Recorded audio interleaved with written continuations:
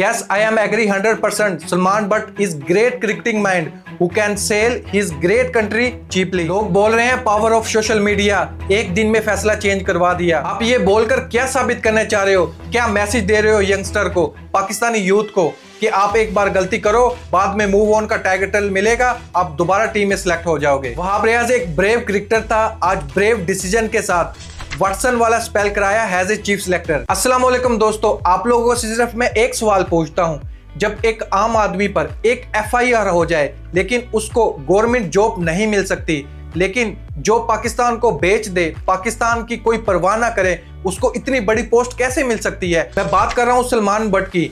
अगर ये इतनी बड़ी पोस्ट इसको मिल सकती है, फिर आम आदमी के लिए इक्वल रूल क्यों नहीं है पाकिस्तान में? एक पॉलिटिशियन पर हजारों पर्चे उस पर, हजारों केस उस पर, लेकिन वो फिर भी हुक्मरान बनता है और बार बार बनता है। लेकिन एक आम आदमी पर एक पर्चा भी हो जाए, उसके लिए गवर्नमेंट जॉब के दरवाजे बंद हो जाते हैं। मैं यहाँ पर सलमान बट को बुरा नहीं कह रहा, माना कि सलमान बट के पास क्रिकेटिंग स्किल बहुत ज्यादा है। एक आम आदमी के लिए भी तो वैसे ही रूल होने चाहिए, वैसा ही सिस्टम होना चाहिए पाकिस्तान में। Secondly, for me he is good cricketing mind, जो कि क्रिकेट को समझते हैं, पिछले 2-3 साल से डोमेस्टिक क्रिकेट को कवर कर रहे हैं और उनसे सिर्फ राय लेने की हद तक उनको मेरा कंसल्टेंट बनाया गया था, जिसपे कुछ मीडिया हाउसेस और कुछ लोग प्रॉबली प्रोपेगेंडा कर रहे हैं और वो ये कोशिश कर रहे हैं कि चीज़ों को बहुत ज़्यादा ख़राब किया जाए और शायद मुझे भी उसके साथ मुंसलिक करें।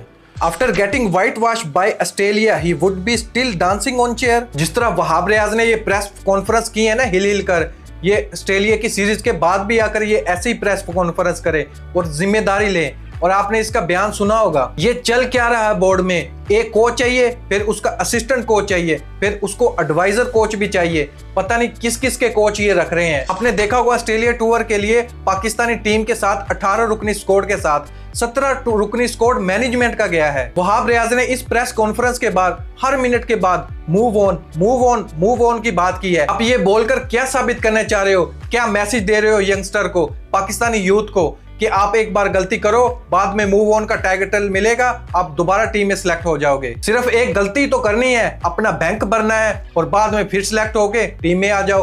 कौन सा प्लेयर पाकिस्तान ने ऐसा छोड़ा है? सिर्फ आसिफ अली थे, उसको भी चांस दे देना चाहिए था, आमिर को भी चांस दिया, सलमान बट को भी चांस दिया। वहाब रियाज ने यह भी बात की कि इंडिया में अजहरुद्दीन को टीम मैनेजमेंट का हिस्सा बनाया गया है, लेकिन उसको सिर्फ और सिर्फ कोर्ट की तरफ से इजाजत मिली थी, अपनी मन मर्जी से वो नहीं आया था।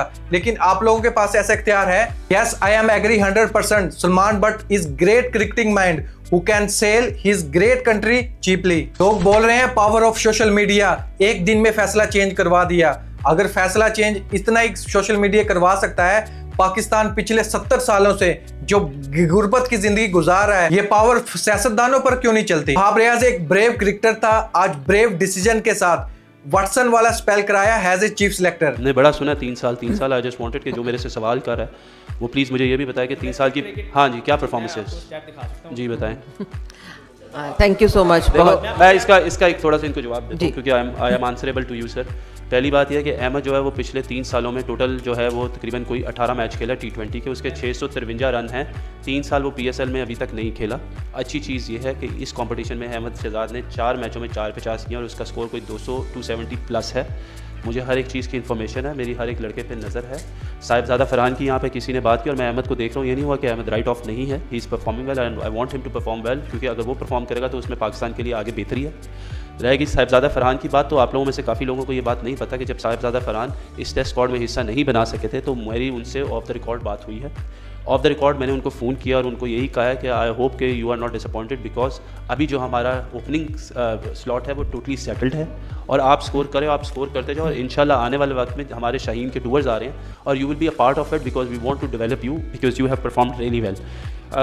उसकी बहुत मेहरबानी कि उसने मेरी बात को समझा कि उसको जिसको रिप्लेस करना है वो इमामुल हक अब्दुल्ला शफीक हैं और शान हैं और वो अभी रिसेंटली उनकी परफॉर्मेंसेज हैं।